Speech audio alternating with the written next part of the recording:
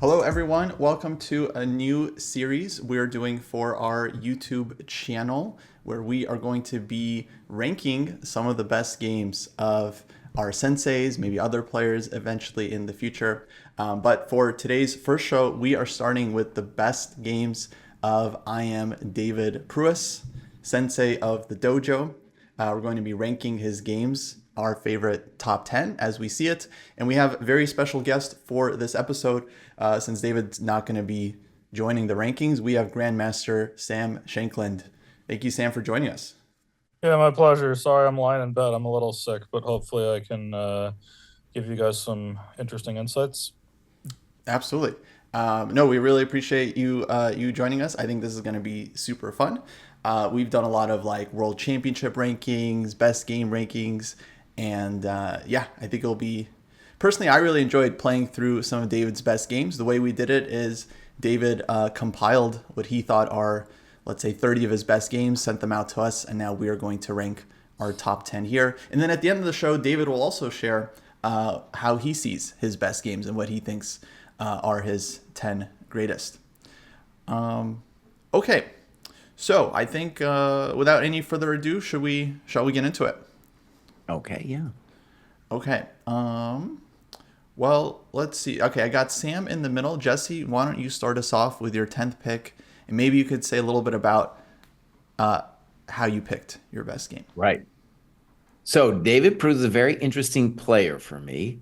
Um, and there's a lot of things about David that I feel and his play that I feel I still don't understand. So as an example, at some point in the future, we're going to talk about his aphantasia. That is the inability to see images. And I'm still struggling with what that means. I've been practicing trying to see images in my head, and I'm like, well, what does that really mean? So, like, there's things about David's, the way his brain works, that I think are different than other people, and I haven't entirely nailed it down. But in terms of his chess, for me, there's definitely a golden period, and that is around 2000 to 2008. In 2008, he kind of stops doing it seriously in my head. Starts working for chess.com. But that period, especially he had the Sanford's Fellowship, which gave him some money. It was characterized for me, his best games, by an just a surprising sense of self-confidence. So he's taking like he's playing these big names and he has absolutely no fear. That's one thing that was really interesting. And then also the ability to calculate really well and to attack really well. And as I was playing through a lot of these games, although he has nothing about his personal self that is anything like Emery Tate, his best games actually look a lot like Emery Tate's. So full of self-confidence, good calculation, good on the attack, right? He could lose to anybody too, just like Emery Tate. So, anyways, so for my games, I'm looking for that because that was my sense of what David's strengths were and also that period. I'm not interested in anything after he stopped taking chess seriously. So I'm going to start. I might change my mind, as in all of these shows. There's a great game he has against Golashapov, and that is 07. So I'm putting that Golashapov 07 in there first. And David's going to click through these games for us. We'll probably have more than 10 altogether. And anyway, but we're going to try to go through them quickly. This one is a real interesting, fun knockout that he's got.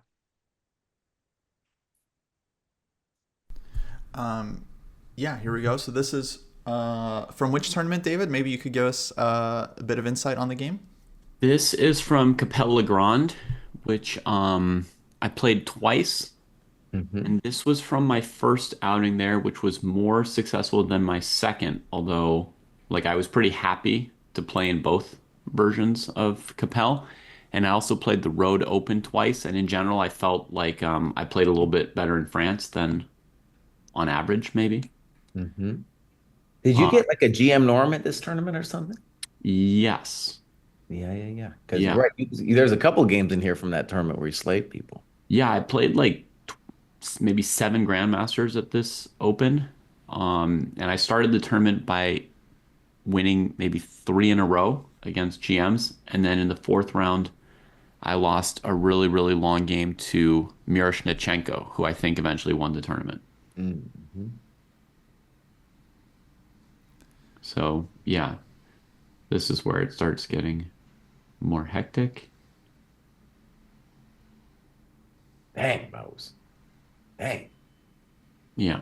After self-forking the knights, I'm guaranteed to have like a winning positional advantage, more or less, because whichever one he takes, the other one's on Mm-hmm. a good square. But then, yeah, I just calculated some things, and that was it. Crispy critters. Nice game, man. Yeah, beautiful game. Yeah, I didn't have this on my list. Well, again, Sam, Yeah. you can always change your mind. Like I'm gonna look at some of these games too. I might change my mind. That is true, Sam. If you are swayed, you can always adjust your rankings at the very end. But yeah, very nice attacking. Yeah, I'm looking at my list, and yeah, it just missed the top 10 for me. I don't know. All right, Sam, you're up, bud. You're up. Yeah, so for me, my number 10 was David's game with Benjamin Bach from Biel in 2011. I was actually there watching the end of the game, and I was rooming with David at the tournament, and this game clinched him, I guess, the final Grandmaster norm, or at least we thought. And like, just that in one of the most important games of his life, that he went with such a style that's completely antithetical to the way he normally plays because he was confident it was right for this game, and then beat a substantially higher rated player fairly easily. I thought was really good. I would have ranked this game a lot higher if his technique wouldn't have been pretty lackluster at some point towards the end. Like easily could have put it in like the top three, but at some point, like at the end, technique was not looking great. Like around here after bishop c7 and b5, like white's just and b6, like white's just totally winning, but later on, black could have probably saved the game at some point, so I had to give some marks off for that. Mm. Yeah. I'll just give you guys a tiny context on this game. Um, Benjamin Bach and I were each playing for our final GM norm in the same game against each other at this tournament. No, open too. Yeah, in an open. And, he was rated like 2,500, so all he needed was that norm to get the title. I obviously was like quite a ways away from that. But I think to some extent we each gave it everything we had, right? Because it was a very mutually important game. So. Yeah, but like somewhere around like move 45 or something, I thought black probably could have saved the game when he was totally lost before. Yeah. Here I'm doing some fancy pantsy stuff. I should still be winning. I don't know though, for sure. Yeah, like after bishop takes a4, my sense was this should be holdable for black, but somehow maybe it was wrong to go take that pawn. Yeah, I don't. But okay, anyhow, the technique was pretty lackluster. Other than that, I would have put this higher. Yeah. Well, if black had any chance to save it, it was only for a moment there, right? Because yes, but it was also a moment right after time control, which implies that you can't really claim time pressure was the deciding factor. Okay, this part's not too interesting. Yeah, as a guy who doesn't know how to resign. Well, again, you can see that, like, dude, like, he was playing, like, this was, like, to the better end for him, right? No, like, I got it. He wanted that norm. He was like, if I get it by this guy having a heart attack 2 moves away from mate, then, like, that's how I'm going to become a GM, Right. Like, he gave it all. And then he was just, like lying on the table at the end. Yeah, I remember. I saw the end of the game live. Yeah. Oof. Yeah, very nice technical game. And what year was that? 2011. Yeah. 2011. Okay. And that was that was in Biel. Yep. Yeah, the big open. Yep. Cool. Okay. Let's see here. All right. So for my number 10, I have David's game Pruess against Nuris Delgado, which I think is also from that famous 2007 Capelle Legrand, where David got one of his GM norms. Let me pull up the board. Found it. Yeah, so I really like this game. In general, okay, let me just say, as David's playing through, I very much enjoyed going through David's games. I thought there's some fantastic attacking masterpieces. This is one of them. Definitely made me feel bad about my own chess playing through some of these. Yeah, this one I quite liked. It has this very nice piece sacrifice coming up. Yeah, knight f6 check. And takes queen d6, and yeah, just kind of like a slow burner. Black doesn't get mated right away. Then this g pawn starts running, and yeah, I think very, very typical game of David's style, where like I'm not sure if the attack was always good, but it was always very, very annoying to deal with, clearly, and eventually. Well, I am sure the attack was always good. Me too. Actually, I'll say a lot of the games I didn't run through the engine because I don't know, I try to judge games before looking at the engine, but then if I have I definitely had some questions and then I had to check the engine for those. But I don't think this is one I ran through. This one I just enjoyed. Yeah, okay, so that's my number 10. I guess since we're doing snake draft, I'll go with my number 9 pick as well. Which for me was the game against Jan Elvest, legend of chess, former number 3 in the world. Is that right? Maybe I forget his peak ranking, but yeah, superstar, and I very much like this game as well. Make sure I got it. For context, we played this in a tournament that David organized, and it was in the basement of a church in Berkeley. And yeah, we had Yermo there, and it was just like, it was true Fight Club. And I ended up doing some articles called Fight Club, and then kind of a lot of it had to do with tournaments like this, so organized with like very little money. It was just all for the glory. And yeah. Yeah, it's tough to play in a tournament while organizing it. So this was the 2005 Berkeley Masters. Yeah. Here, I guess I was prioritizing not letting the bishop blockade my pawns on c5 over my rook. Yeah, it's got this nice Sicilian fight, then nice exchange sack, and yeah, black isn't able to hold it against the knight. And then nice finish, with the mate in 2 coming up after king h6 here. Yep. I'm very proud to have found 1 or 2 mate in 2s in my life. Showing some mating knowledge, yeah. Yeah, so another thing about this tournament, in addition to the fact that I was unfortunately organizing it, and I've played really badly in a lot of the tournaments I organized, but this tournament was played maybe 10 days after my girlfriend of almost 6 years had broken up with me without any explanation. And I had basically been in my room for 7 or 8 days without eating, drinking, sleeping, nothing, just like lying there in a catatonic state. And my friends were like, just play in the tournament anyway, dog, just play. And I was like, I don't care about anything. Like, who cares about the tournament? I went to the tournament and I made my last IM norm at this tournament here. I think it's the only tournament that I've organized where I did okay. If your friends were calling you dog, I'm pretty sure I know which friends they were. Jesse was probably one of them. Yeah, that was my thought.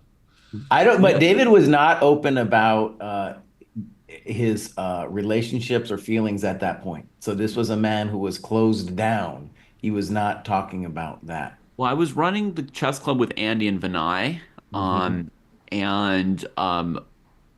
then another guy, Jamie Sawhill, who had joined us, and they all knew, because like I was like, I can't do my work. I'm in bed, so they were like handling things that last week without me. Wait, but boss, just to get the chronology, this was the woman who then went to China, and you like followed her there, right? The next month, I moved to China. Anyway, yeah. Right, dude. Right. I remember that. Yeah. Yeah. And that's an indication of just how hard it hit, dude, because you went to China to fucking, excuse me, to find her. That's hardcore, man. That's hardcore, dude. Yeah. Stalking her, dude. That's what we call it. I didn't stalk her. I had planned to go to China uh, It's okay in to order stalk to. your first love, dude. It's okay. You get one stalk in your life, I feel. You know? No, no, Jesse, no stocks. You get one. That's the Just dojo's one. final Just opinion. one. You Kostya don't get a lot goes of 2 to stocks in 1. your life, but you get it one stock. Not okay. Well, it sounds like you had a great tournament, you know. So you really showed her, huh? I, I wasn't trying to show anybody anything. It just my friends got me out of bed, and this is what happened. Right. All right. Okay. Well, let's keep it moving. That's my number 9 pick. Sam, on to you. Okay, let me just see what I have here for number 9. I chose this game with Alberto David, which I probably wouldn't have put on the list at all if White was not rated so high. Felt just a little bit too easy, but just to beat the tar out of a 2600 with Black and make it look that straightforward. I also liked sort of the thematic understanding, like here. I mean, Black is just so totally screwed long term that you just have to throw d5 first and ask questions later, and was absolutely correct when it happened, and then the execution was really strong. Yeah, I mean, not only does Black have to play D5, but of course I've planned D5 for a while. Yeah, I mean, Or White puts a piece there. sure. Or, Yeah. or Knight F5 would be enough to kill me as well if I didn't do something. Right. And so this is from Capella Grand 2009. Yeah, this is a different Capel. That was a little more uneven. I didn't make a GM norm, but I did pretty well. What I love about this game is that it's the only matchup where if you just take the last names of the players, it's David Pruess. Yeah. But also, this was a great game featuring this PSAC. Yeah. Yeah.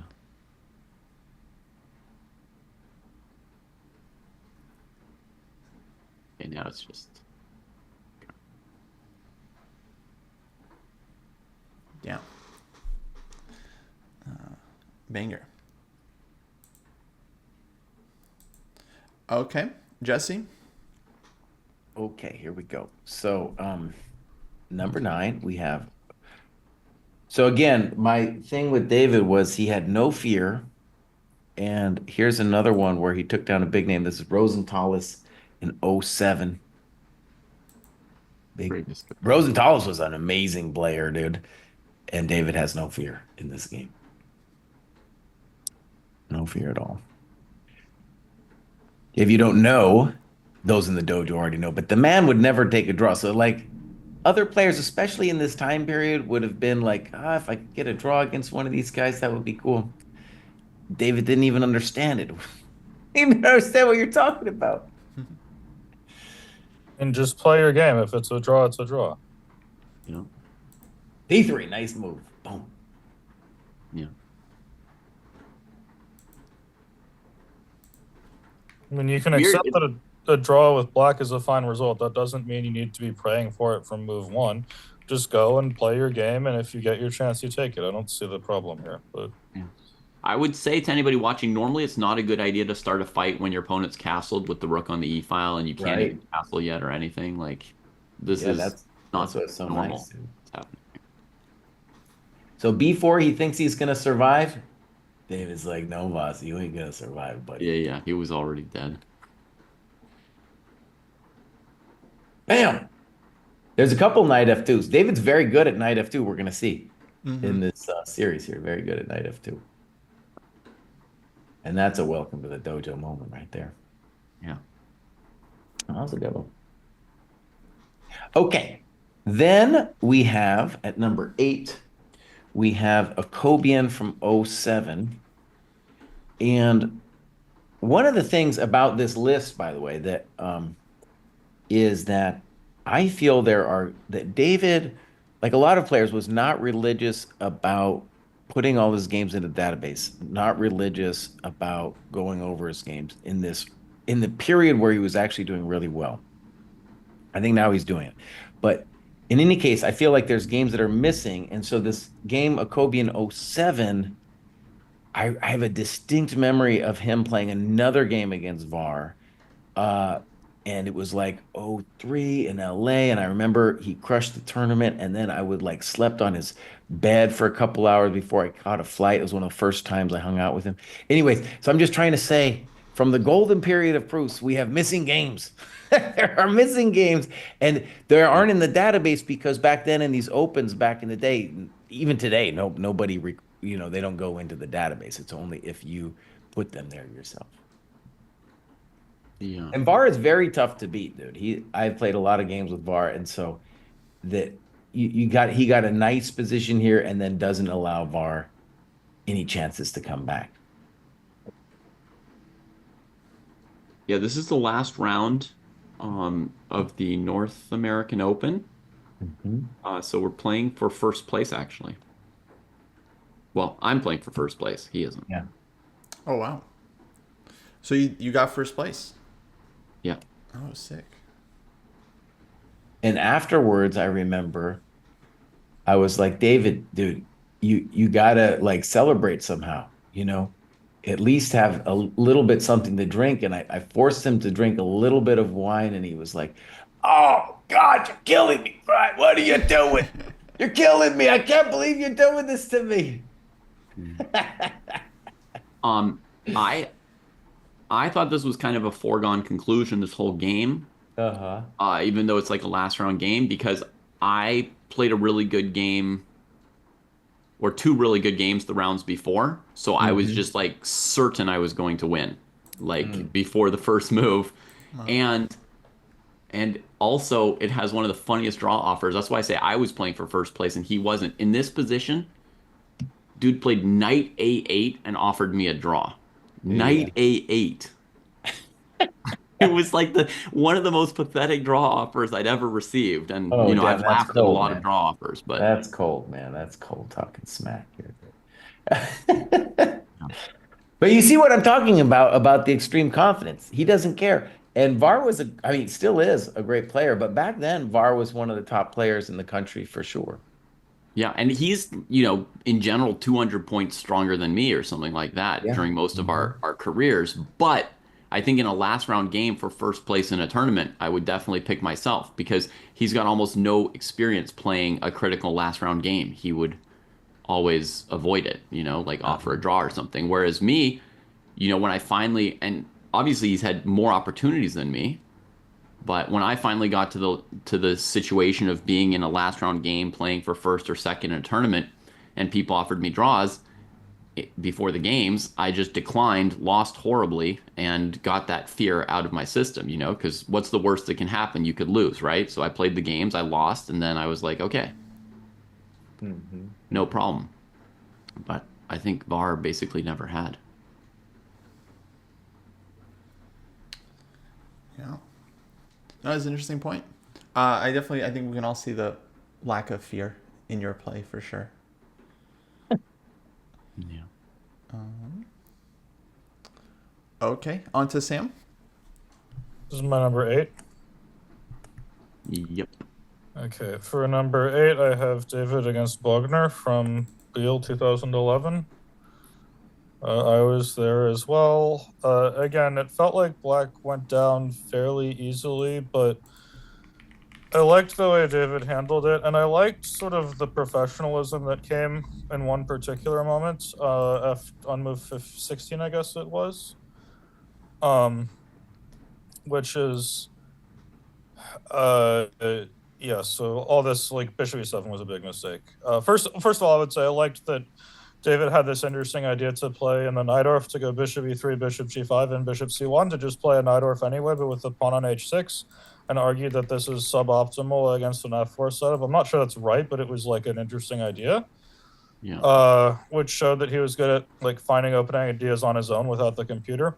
And then here after queen takes c3, if I recall, David told me something like he spent like 40 minutes calculating rook takes f7, which does work, but you don't get extra points for being sexy. Like if you did, you and Ludwig would just win every tournament.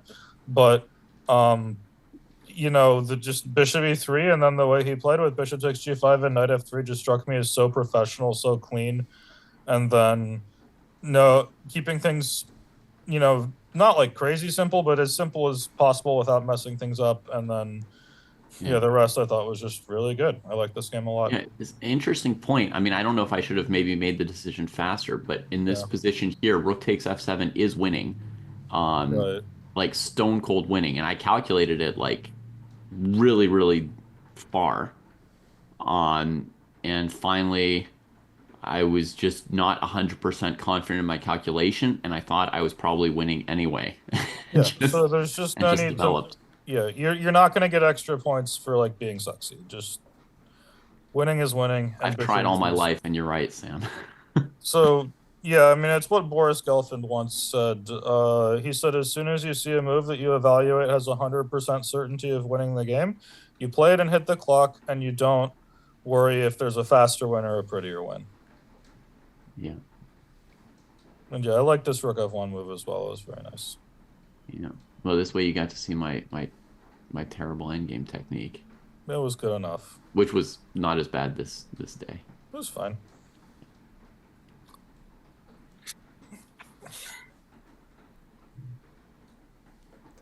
Yeah, very nice attacking game. I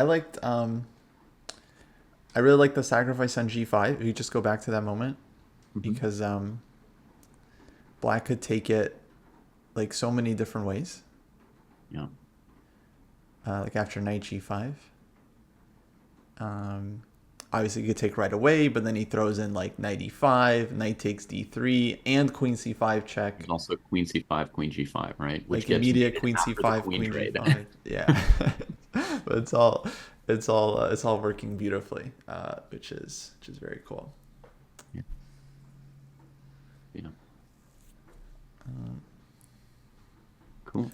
Okay. My number 8 was the game Panchanathon Pruess, I think 2007. So David against our friend Magesh. Mm-hmm. Very nice attacking game as Black in the Slav.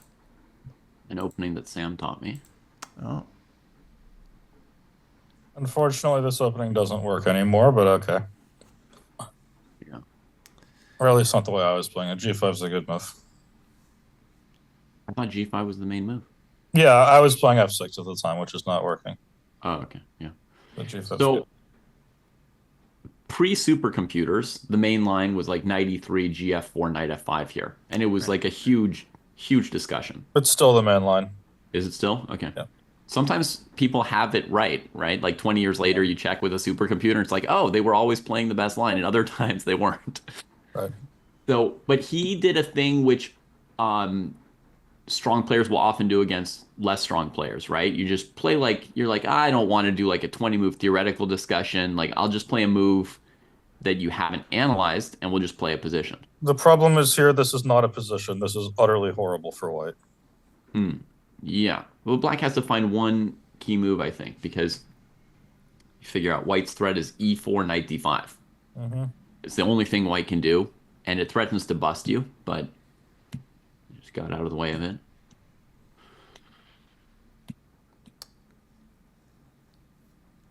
Yeah, so he goes for this knight d5, you ignore it, and then it turns out that it's white's king that's actually just way, way weaker. Yeah, I disagree that this was an attacking game. I would have settled for the a pawn, but he wanted to fight. Yeah, I don't know. For me, it was like, honestly, you made it look easy as Black. It's just, I think, super impressive. But how do you see this game, Sam? So basically, I see it as a game where Black won positionally, and the positional element that proved most relevant was king safety. Basically, if you go back to move 17, for instance, and Black castles long, the odds of you actually launching a mating attack here are damn near zero, but the problem is, if white doesn't get counterplay of some kind, he's just so screwed long-term against these two bishops, in particular the dark-squared bishop, that he felt the need to blow up in his own king with f4 just to complicate matters. And then that just struck me as a decision to avoid the ship sailing into the rock thematically or strategically, and then that just meant that the game would be finished with a direct attack as opposed to like taking all the pawns. So white didn't accept just losing on the dark squares and played f4, trying Like, to fight back on the dark squares at the cost of king safety.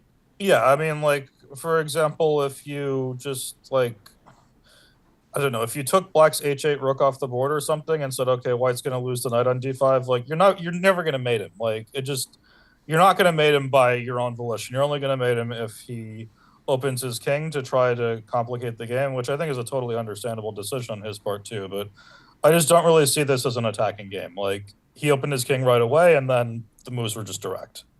Mm-hmm. Right. Yeah, I would have played h4 next move, though, as you might know. Sure, but I still don't think you're going to mate him. Yeah. And also, I don't believe you. You would have played c takes d5 next move. Well, I think Sam's point is very good, actually, that black kind of won the strategic battle before white just completely exposed his king, I mean, and then, yeah, I know, like, knockout. I had a game, my first ever game playing for Team USA was this game with Isan Ortiz Suarez. I was playing against Cuba, and I won a really nice game in the Najdorf. I played bishop e3, h3 and stuff. Eventually went like, and eventually there came a structure with f4, e takes f4, bishop f4. I went like knight d5, e takes d5, landed my knight on c6, and I'm castled long. And he's just getting crushed strategically. And so at some point he played f6 just to try to open the f file, and that's how he gets mated by g takes f6 and opens. But like, it didn't feel like an attacking game to me. Right. Yeah, that makes sense. Okay. Then I got my number 7 game is gonna be Pruess against Fridman. Another, I want to call him like a giant of American Opens, because he played all these like big open tournaments. Actually, it was cool. Like David got like wins against all like the open guys, like Akobian, Schulman, multiple wins, Fridman. Like these guys were dominating the open events. So it was cool to see David get some scalps. And okay, this game I feel like was a gambit game. But it's really cool. It's not every day you can just gambit a pawn against a strong grandmaster. And then another thing about this game is there's strong grandmasters and there's strong grandmasters on form. If I recall, Fridman had already won this tournament with a round to spare, was playing David with a lot less points because he'd already played everyone else. Yes. Wow. He just crushed this tournament. He'd completely crushed this tournament. He had played the players in like 2nd through 5th place, and I was a point and a half or 2 points even behind in like 6th place or so. So he's on like crazy good form, just demolishing the field. And then, the last game, well, we see what happens. Wow. So this was 2010 Copper State International. Was that Danny's event? Yeah, and he organized it. Yeah. Nice. Yeah. This would be welcome to the dojo, right, Jesse? 95. 95, yeah, what a shot. Yeah. So yeah, lots of great there's ideas here. A cool point here. If black plays queen c7, knight takes c6 is the winning move. It's nice.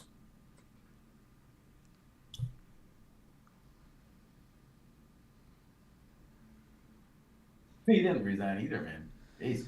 Rook f3. Yeah. Well, Hey, there's a lot of 25 moves stories in is- this game. 25 moves is a miniature. He managed to not make it a miniature. Yeah, barely.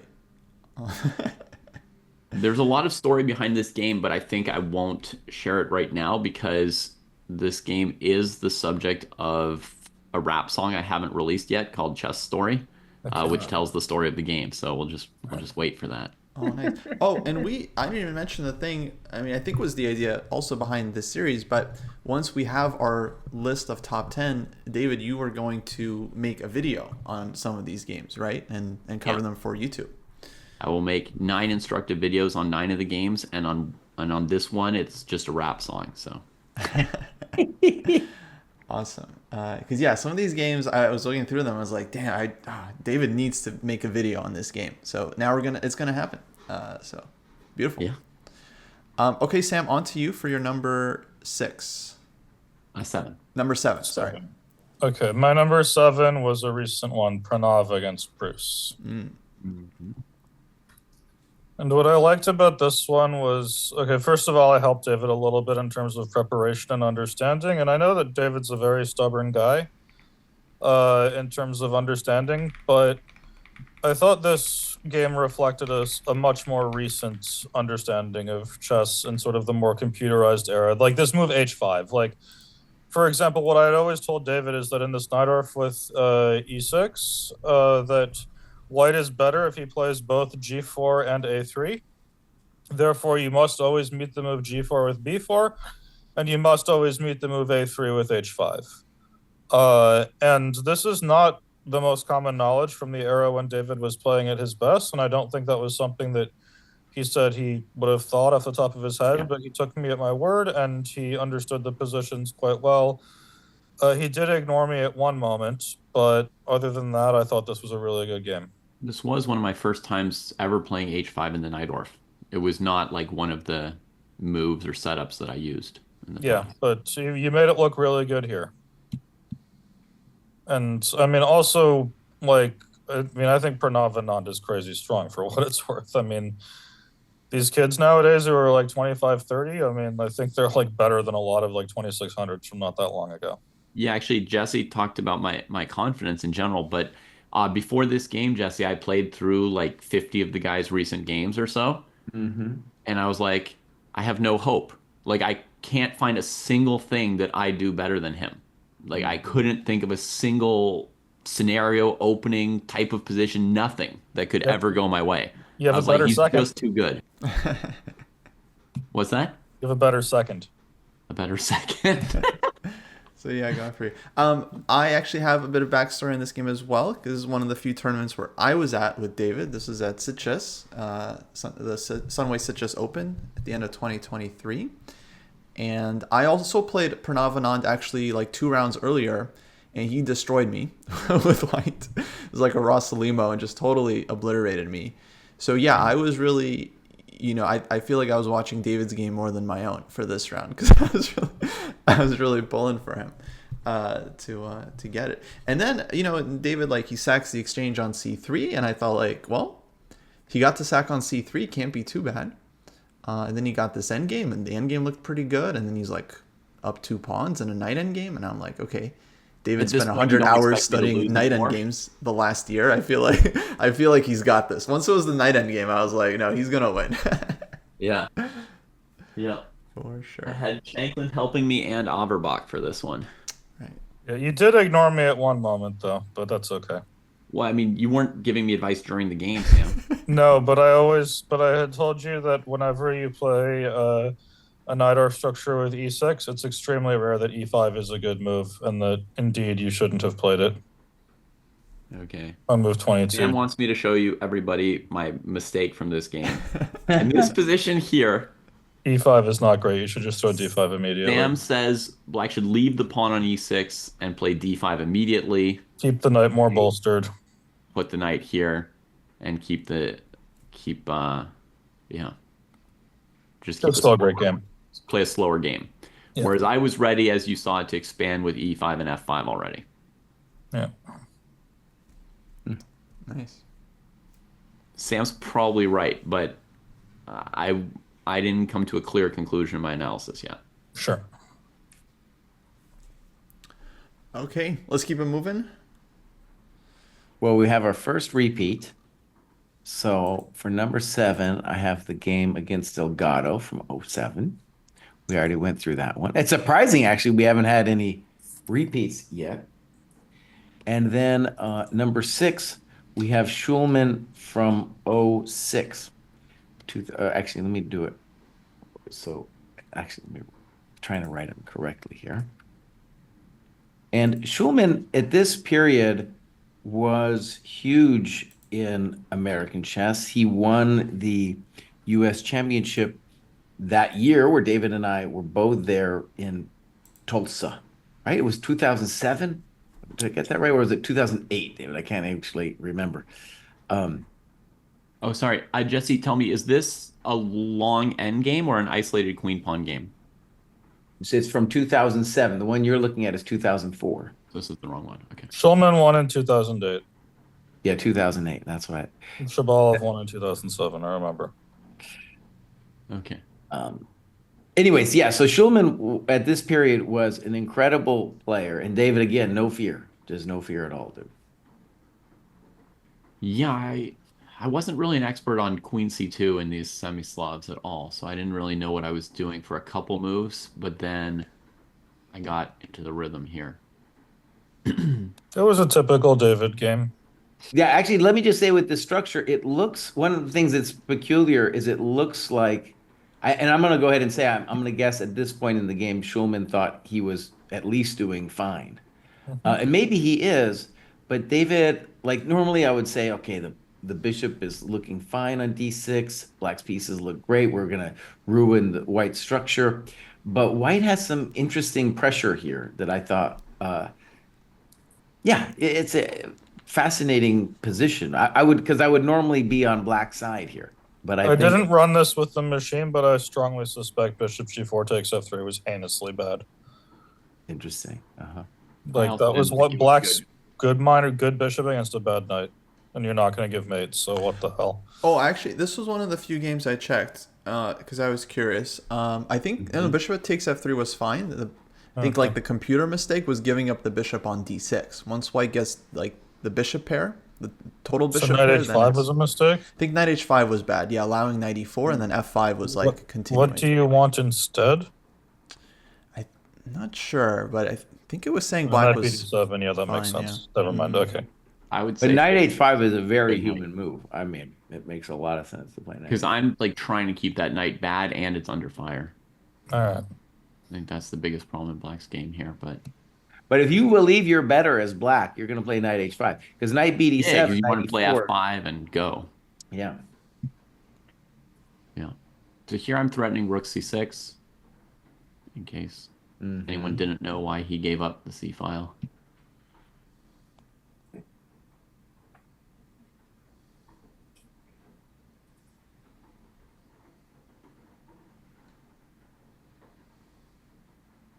Yeah, to me, this game struck me as Schulman, okay, trying very hard to win against lower rated player, taking on a ton of risk as well, and then just getting punished, with accurate.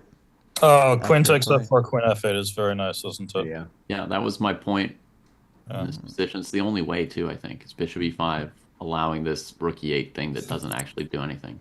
Yeah. That's nice. Okay. Yeah. Good stuff. Yeah. To me, that Again, was the for me, game. oh, go ahead. To me, that was the game that got me to win that North American Open that year. Because like after I played that game, I was like, the remaining games are easy. Yeah. Do you feel you still have I mean, we've talked about it before, like there's a sense in which overconfidence is a good thing. And I'm wondering, do you still have that youthful optimism? Or is it nope? Nope. I've seen the wheels come off of the car, so I know Right. it can't go 60 miles an hour anymore. Quick time out here. Did you know that the dojo is an incredible site with tactics, a database, a community of people trying to improve, a training program? All of this is going on at our site. So go check it out. ChessDojo.club. Hit the link in the description. Okay, Sam. Well, on to you for your number 6 pick. Number 6. I have David's game with Hikaru. Ooh. Yeah, actually, I was just rewatching our podcast with Hikaru where he mentioned that was the last game that took him under 2,700. Ouch. And he mentioned it might be the last game ever that takes him under 2,700 because if he ever I gets think that's a fair assumption. close to that, yeah. Yeah, he said he would quit rather than drop under 2,700, Sam. He said he would quit rather than give David's record to someone else. Oh, right, that, yeah. Oh wait, sorry. Let me put this game up. Could you just go back to the beginning quick, because I missed the beginning of that. Thank you. It was All two right, knights tango, so another opening. It's like, yeah. Yeah, so what I liked about this game was Hikaru did some provocative, stupid stuff, which is sort of normal for him in this era. And he actually got an okay position pretty quickly, at least according to the machine. And that's a pretty normal script for back then. Hikaru does something dumb, gets an okay position, and beats the tar out of a 2400. Yeah, we can see which part of that script did not happen here.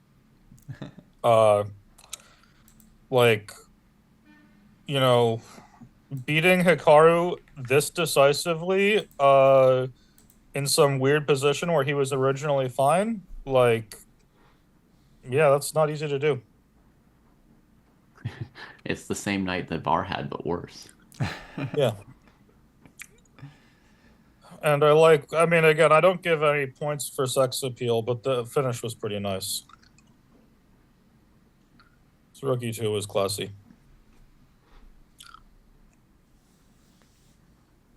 Give the queen and smash. So this was 2008 National Open in Vegas, I presume, round 5. So this was a late round, right? Because that tournament only had 6 or 7 rounds. Yeah. Yeah, incredible game. Actually, I had a question as well about Rookie 2, if you just go back to that moment. But it seemed like that's when you saw the queen sacrifice when you played Rookie 2. Is that right? Mm-hmm. Yeah. That's very nice. So, yeah, you allow bishop takes g3, go king takes, you allow knight h5 check, you allow knight takes f4, and then you already evaluated the following sack as good for white. Yeah, you could maybe sack an exchange instead, but taking all the little pieces is so easy here. And then, great finish. Actually, Sam, how come you didn't rank this game higher? Or did you have some drawbacks on it? General lack of resistance. Like, it just felt like a couple bad decisions early on were the cause of all the trouble. And while I never really thought of David as a guy with perfect technique for putting winning positions away, this one was quite good, but it didn't really feel like it had that much of a technical element to it. I mean, just let me put it this way: if Kostya, if you were playing black this game, would you even have it on the list at all? No, for me, the strength of the opponent definitely takes into that's true. But keep in mind, like, Hikaru is very strong, but he has better days and worse days like everybody else, and here he did not play like Hikaru. So I guess that's one of the reasons I didn't have it higher, and I liked other games more. Yeah, that's fair. I got beat equally badly in the last round. Oof. By who? By Tigran Petrosian. Oh, okay. He won the tournament. Mm-hmm. Hey. Yeah, I remember that game. Yeah. He beat me that tournament too. Yeah, he was super booked up. He played some Queen C2, G4, semi-Slav. As white thrashed me. I think he even got to sack his queen just like I did in the previous round. So Nice. Okay. Next up, all right, my number 6 is gonna be the game Pruess Kraai from 2008. Berkeley Masters. Okay, first time we got both people for the game. So yeah, let me pull up the board real quick. This game, yeah, go ahead. This game was classic French, classic battle. Okay, you guys probably played each other a million times, I imagine, in open events. And what I really like actually are games that could go in a textbook.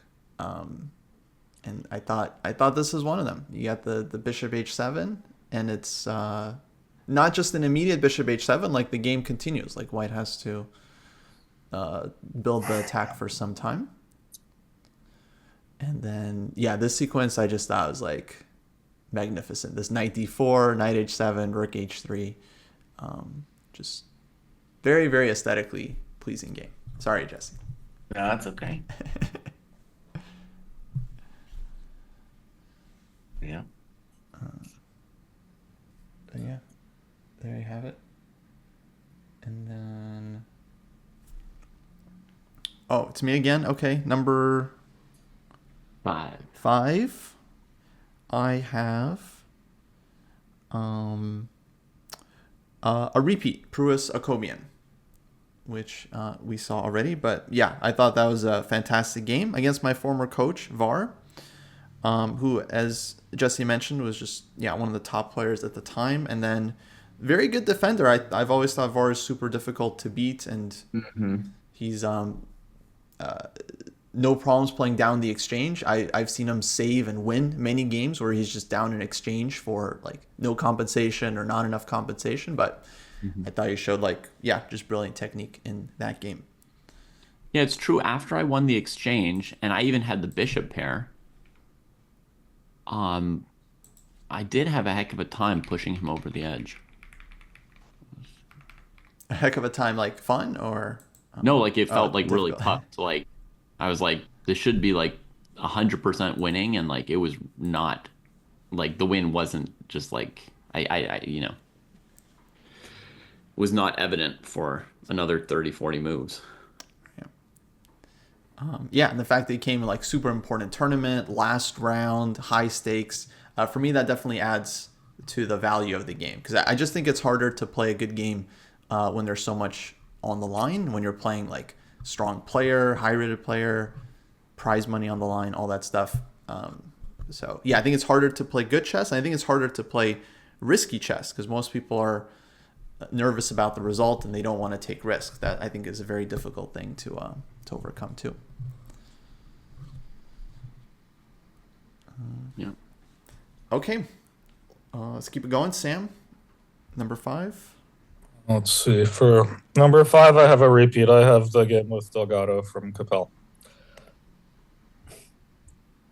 I just liked that a lot. I thought it was really, really powerful understanding of the initiative, and that you don't need to rush. It just, I also remember back then Delgado was quite strong, and it looked like it was a game that required quite a bit more depth than just throw everything at the king and its mate.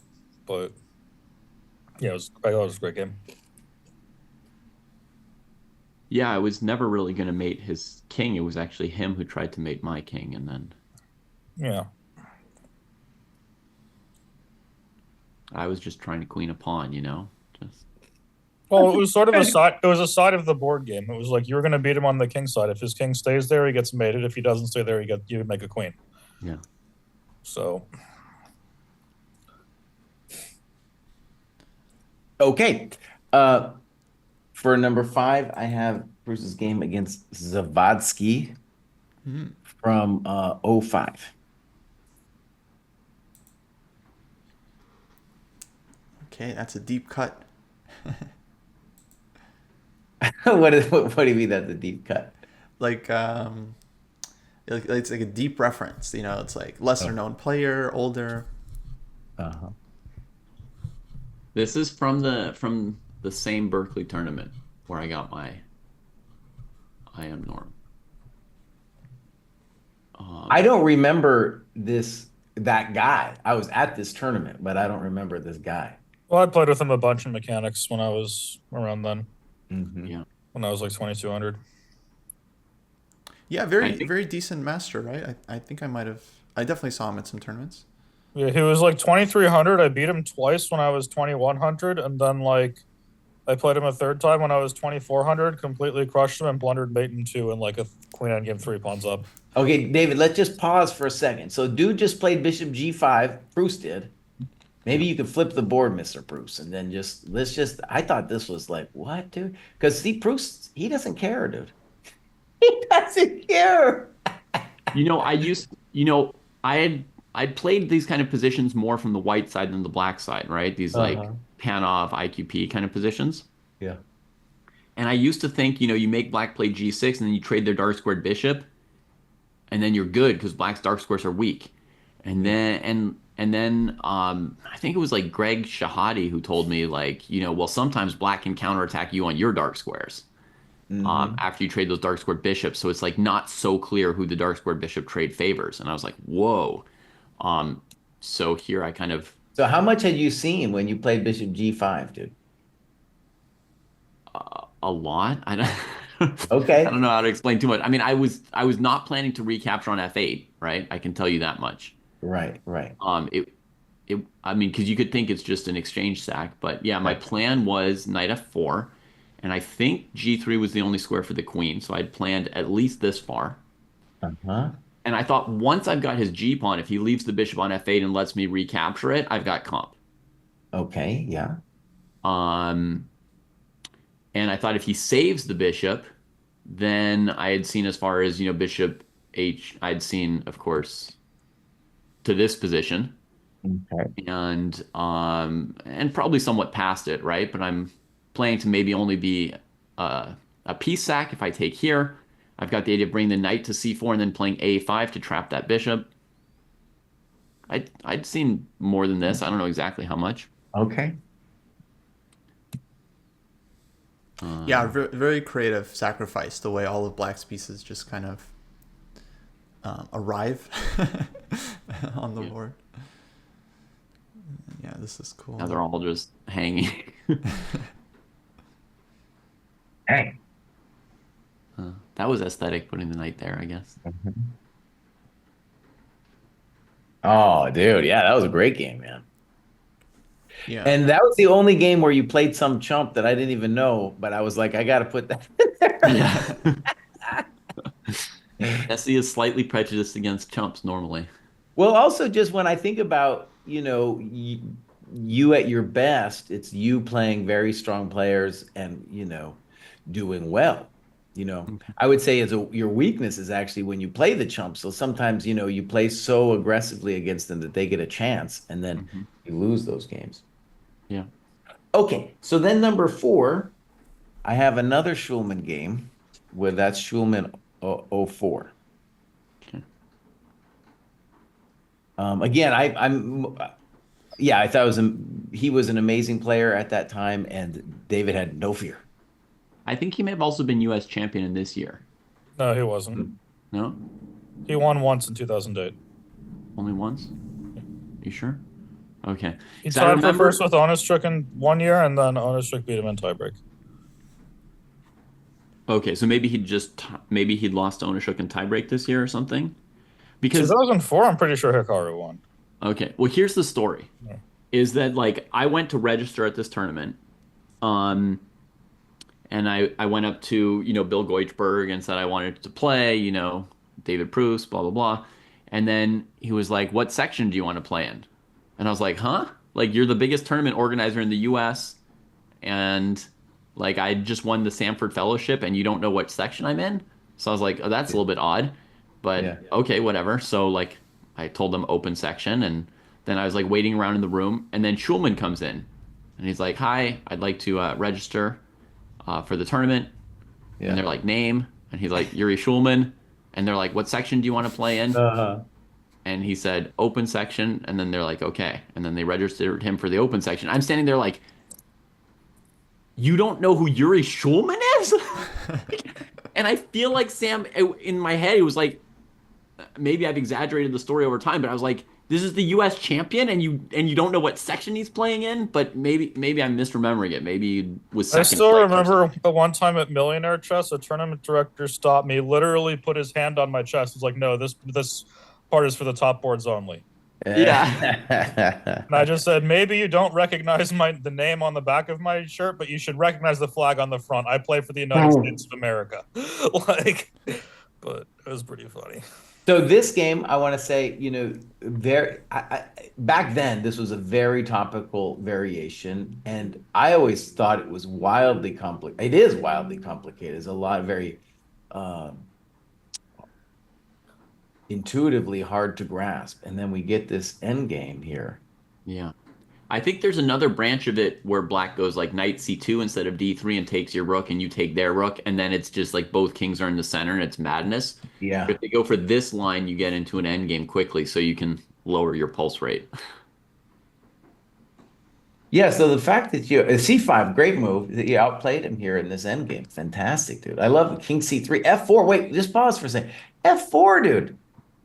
You haven't developed your coconuts, but you're like, boss, I'm gonna grip you on the dark squares. I thought that was great, man. Yeah. Rook E1. Nice. Maybe I should have ranked this game higher. I don't know. Knight d5, unfortunately, I can't put my knight on c5. I have to trade and just show him my bishop. Unlike some other games, this game has really good resistance, right? Like, Oh, yeah. he puts up this fight, giving back this exchange, and it's like still basically very close to equal.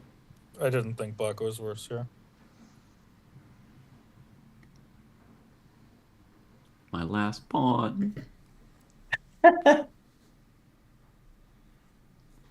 Yeah, this was a fun endgame. I'm sure this was time pressure too, right? I mean, Yeah, I didn't rank this game just because I thought there's absolutely no universe white should ever win this position, but maybe I'm overestimating. I don't know. Here's one of my favorite Zugzwangs of all time. Rook g2. Yeah, A4, buddy. F3. what the frick? Yeah, that was amazing, dude. What are we doing? Yeah. Wow. There's some moves missing. He didn't resign here, but I was able to get my king back and eventually trade on g4. Yeah, that was a great game, dude.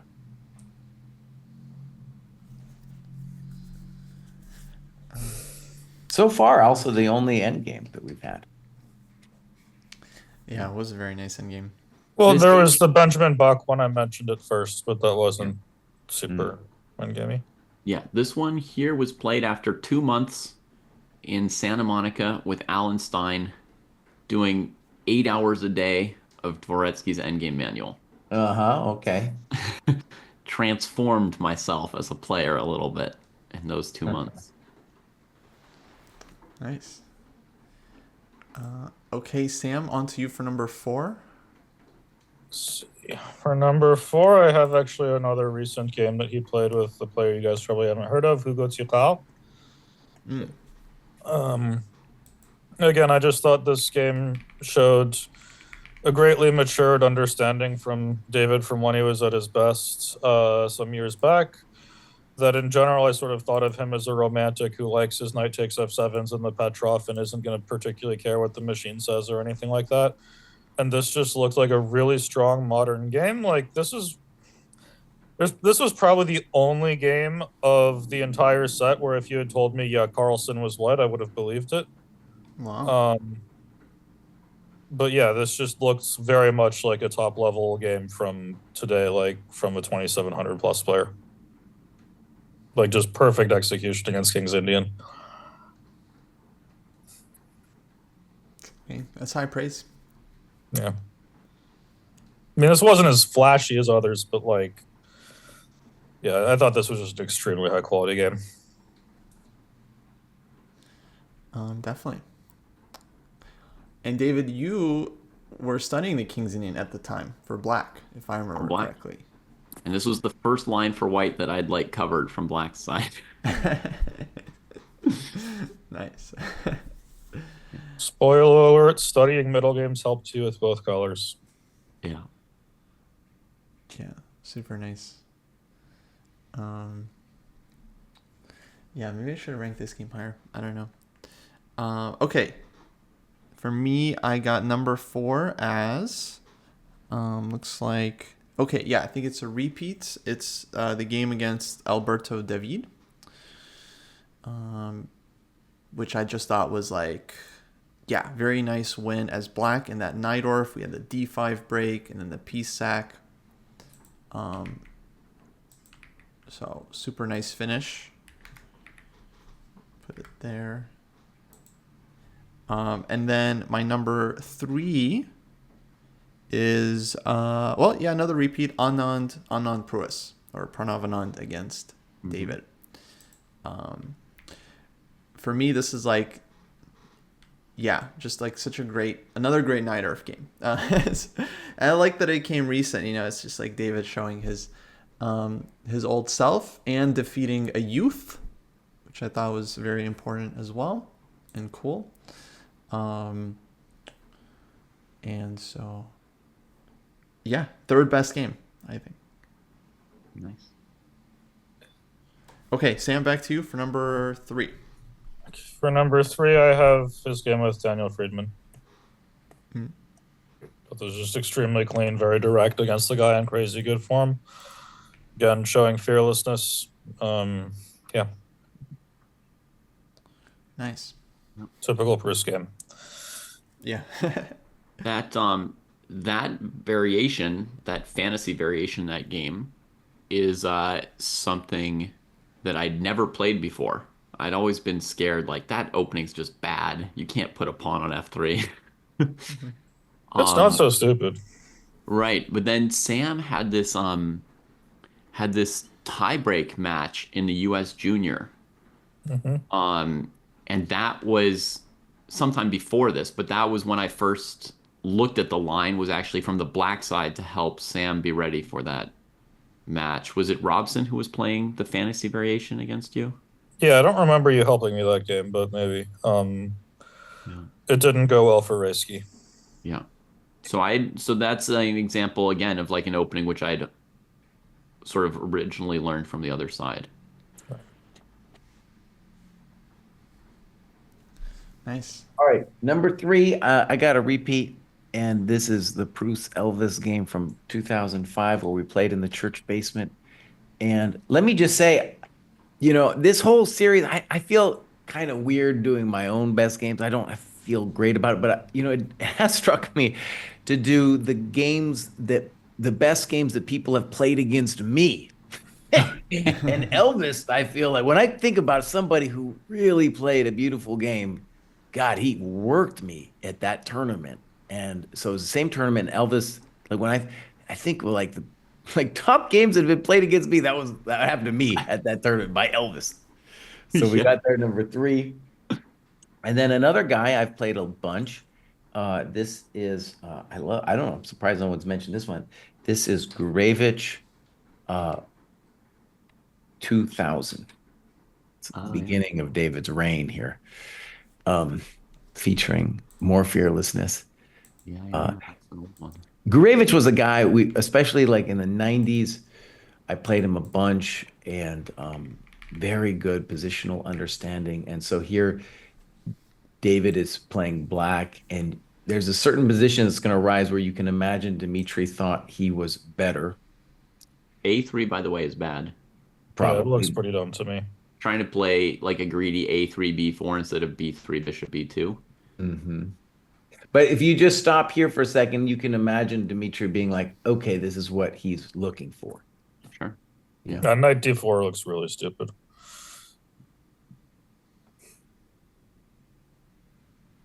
Bishop C5, exclam. Nice, dude. Yeah. Blockade destroyed. And now even here, you make him think like, oh, maybe white's okay. Yeah, except for the queenside pieces, right? But if you forget about them... Bam! Oh, that was a nice move, Bruce. Look at that, dude. Yeah, it's a knight F2. Yeah, beautiful. Yeah. I remember the key line, I think, was queen B4, queen G3, queen E1, rook E3. That was the key variation to me. Nice, dude. And he saw it, so instead he like pitches an exchange to try and keep that bishop at bay. I'm sorry for being stupid. Where's the mate after bishop takes E3, king F1? In this line here. Yeah, where's the mate after bishop? It's bishop F2. Oh, that's it. Yeah, okay, never mind. And then knight E3. All right, fair enough. Okay.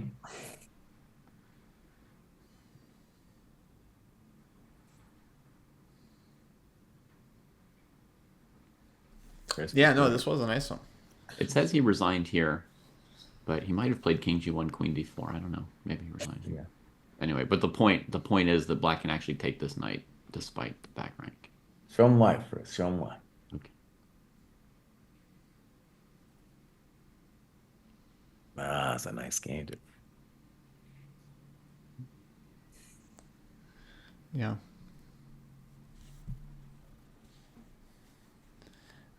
Let's see where we at. Okay, on to Sam. You're number 2. My number 2 is David's game with Jesse in the French. So there were a few reasons behind this. One is I just remember that era. I think there were 2 Berkeley Internationals. I played in the first one. I had to sit out the second one because I was sick, but I went to the tournament hall and watched at some point. And basically, when I saw Jesse, at the time, Jesse was quite a bit stronger than me. And I saw this guy who I just like every single time he plays this French with opposite side castling, I just feel like, yeah, he should be checkmated, and he just never got mated. Like somehow it was just like nobody could actually mate him. And then also, if I recall at the time, I studied this game and I was trying to figure out what was going on because the computer didn't realize the sacrifice was winning. Modern machines point to it immediately, but still at that point, we had clearly lost the fight to computers, even if they weren't nearly as good as they are now. And I just know that David played a game where he sacked a piece in a way the computer was not convinced by and then changed the machine's mind, which, even at the time when computers weren't that strong, I thought still showed a really high level. And yeah, like I just remember Jesse playing with Lev Millman and with Denny Wrench, and it just looked like all the time he should just be mated on the king side and just never got mated and made this variation look good. But somehow David also just made it look easy. And this also, I think, was Jesse at his best. So this was my number 2. Jesse at the time used to like crank me every game with DE4 in this position here. Yeah, I should have played DE4. Yeah. And I was just like terrified. And I think Jesse thought like at some point Pruess is going to prepare something. Yeah. But every game I was just like, oh, here it goes. He's going to crank me again. I don't know what to do. I've only played this DE4 Bishop E7 line once in my life. It was against Robin von Kampen, and I really should have been checkmated, but I won in 23 moves. So maybe it's not so stupid. Yeah. No, Jesse's very good at that line. Yeah. Nice. Yeah, I really like the game too. I thought I was just biased hanking it high, as I didn't know, but but now you got confirmation from got confirmation. It was a good game for real. Yeah, that's good. Okay, so my number 2 is gonna be the game Pruess Nakamura.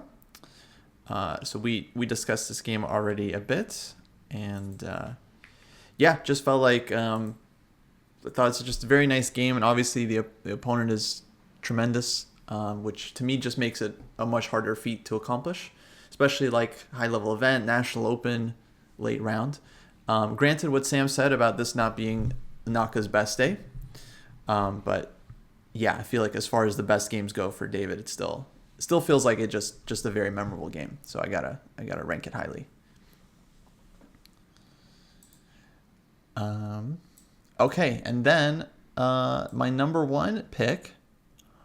I hope I'm not going to be the only one that ranked this game because it's a new one. It's the game Pruess Shipman from I think it was 1998. Old game. But to me, when I saw this game, I've definitely seen it before, but when I saw it again for this,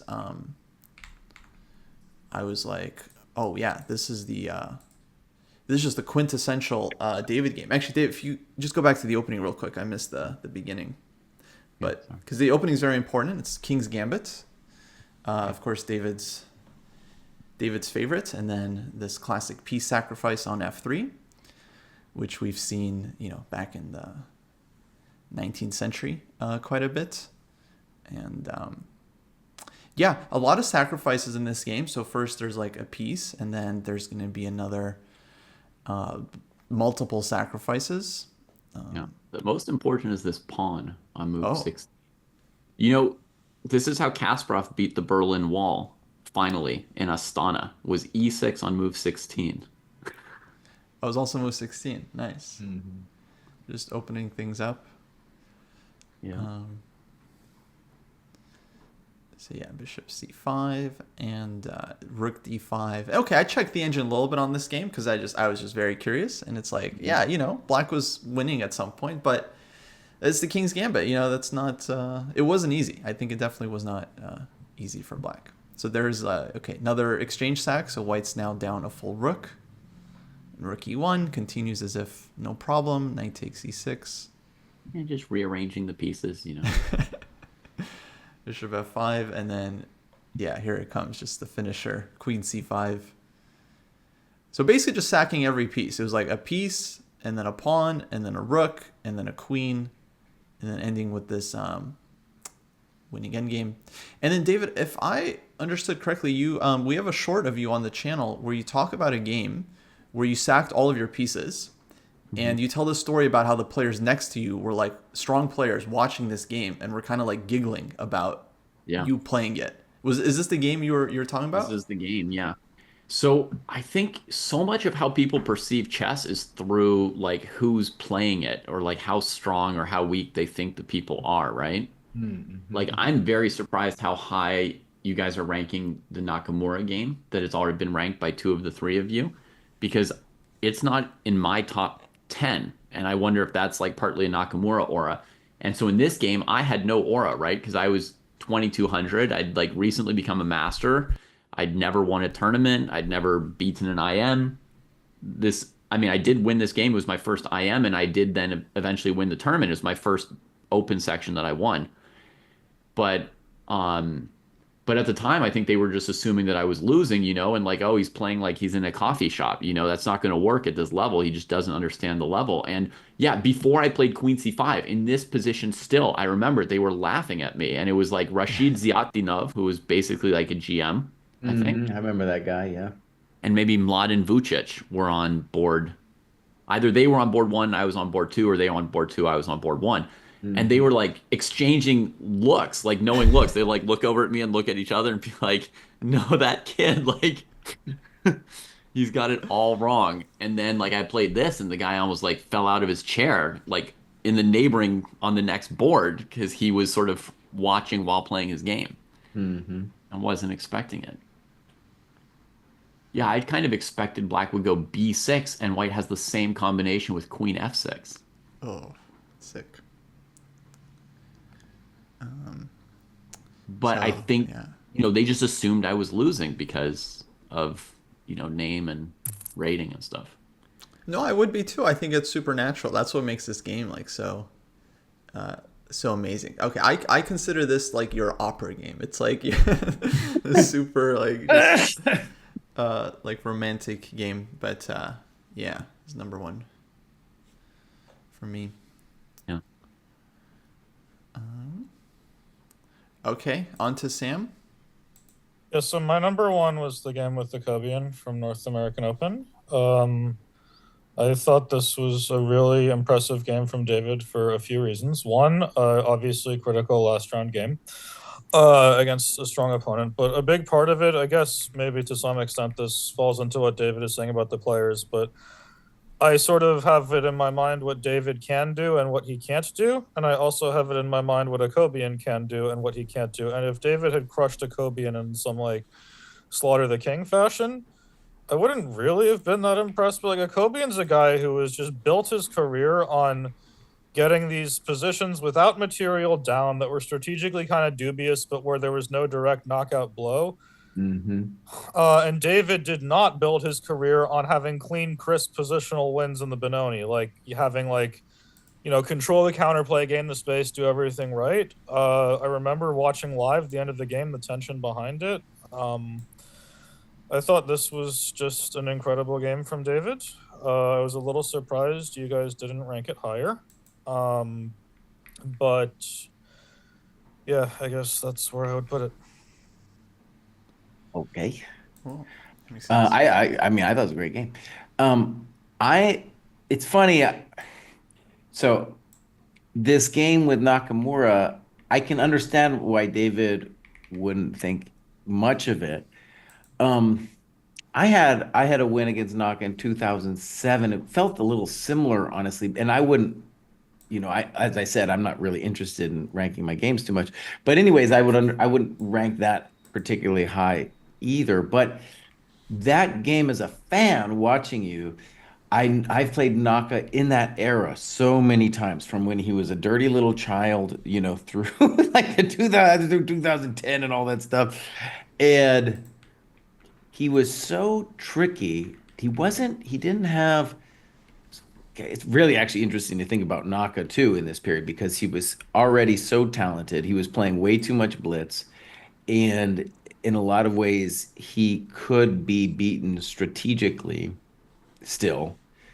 But he was so hard to beat, and I played him so many times in that era.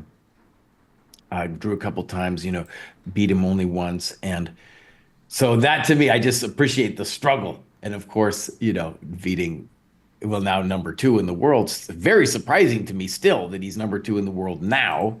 Whereas you think back on it, he was a kid then. That would have been the normal time for him to have reached his peak, when he was around 20 then or something like that, right? Anyways, so that's my number 1 pick.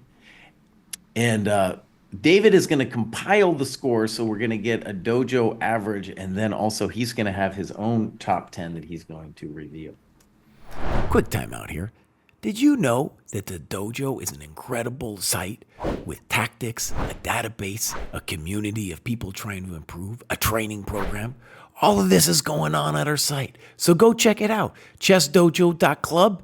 Hit the link in the description. Actually, Sam, just while we're waiting for this, do you have speculation as to why Naka hit his peak so late?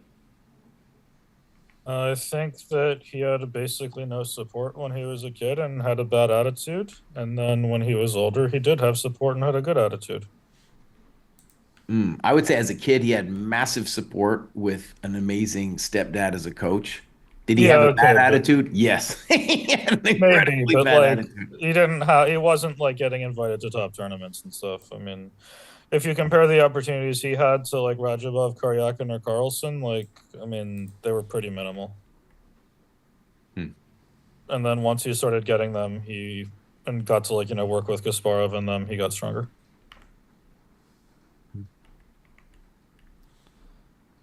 I also think that chess has changed in the last several years, and it caters more to his strengths than it did before. Okay, say more about that. Like Hikaru, he resists very well. It's funny. My experience with him is I've probably played him like 8 classical games. I outplayed him in like 7 of them, and those 7 were draws. And the one he outplayed me, I had no chance.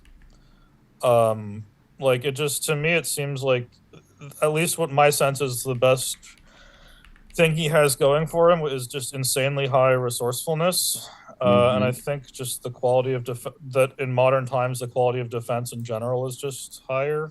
I think that also there was a time where sort of his lack of solidity, for example, like that he's not able to just like play the Berlin and buckle down, or doesn't want to, that a lot of people who could do that, like they didn't have to do anything else because they could just win games like this. But now that theory has developed to the point that you'll never beat a decent player without doing something a little bit wacky at some point, it caters very well to what Hikaru was spent a lot of time doing as a kid. You look at the best games of whatever, Kramnik or Anand or something from the 2000s versus the 2020s, and I think you should be able to pretty clearly see that they had to sort of adapt to become more Hikaru-esque if they wanted to keep winning games. And I think that chess has just become like that with the advancement of theory. And let me make sure YouTube can see. Yeah, folks, there you have it. So, starting from the top, David's best game after combining all of our rankings is Pruess Nakamura, 24 points. Number 2, Pruess Akobian, 19 points. Number 3, Pruess Kraai, 14 points. Pruess against Nuris Delgado also at 14. And then we have Pranav Anand against Pruess and Pruess Fridman tied for 5th place and 6th place with 12 points each. Then Pruess Elvest, Pruess Shipman, Gurevich Pruess, and finally David Pruess in the 10th place. Okay, David, now give us your rankings. How do you see your top 10 games? You guys should really try this experience, not only because it's like great to have people say nice things about you for an hour, but also because It's actually really, really shocking and surprising. Like your rankings are almost completely different than mine. Like the top four games by your voting are games that are not in my top 10 for myself. Not a single one of them anywhere in my top 10. Mm-hmm. And my top couple games are not in your top 10 and are like hardly mentioned. So uh, my I have a hard time picking for sure, but to me, some of my top favorite games are basically like the games where Kostya says it's really hard to play a good game in some critical moment, but I actually feel like in some critical games I've played like the games that I'm the most happy or proud of. So for me, there's the Schulman game with the isolated D pawn, is one of my very favorite games. I felt rightly or wrongly like that won me the North American Open. Mm-hmm. And I didn't rate the Akobian game, for example, which you guys rated second, because by then I thought I've already won the tournament. I'm just cleaning up. Um, so that was the one that felt like really, really tough and competitive to me. Uh, from there, and then my second favorite game is perhaps my game with Benjamin Bach.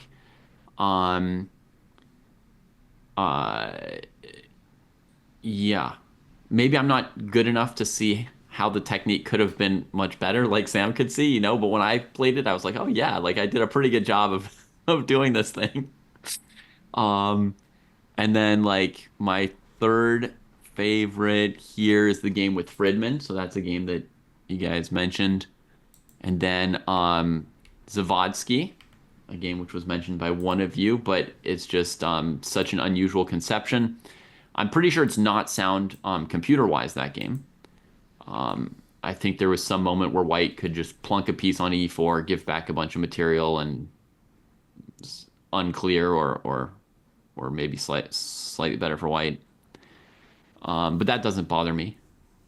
Um, and then my games with Shipman, Alberto David, Bogner, and Tirard and Pranav Anand. So two games from more recently. Nice. Okay, so from our list, then what is your favorite game from the 10 that we have? From the 10 here, the highest ranked on my list of those 10 is the Fridman game. That made your list, right? Mm-hmm. Yeah, the Fridman game. Nice. Yeah. But I think like I probably prize my more technical or positional games more than my tactical games, just because for me, like I feel how rare they are even more than you do, right? And Jesse already, mentioned feeling that, right? And Sam also that, he doesn't expect me to play a good technical game. Like apparently the game with VAR is good technical play in the second Very phase good. of the game.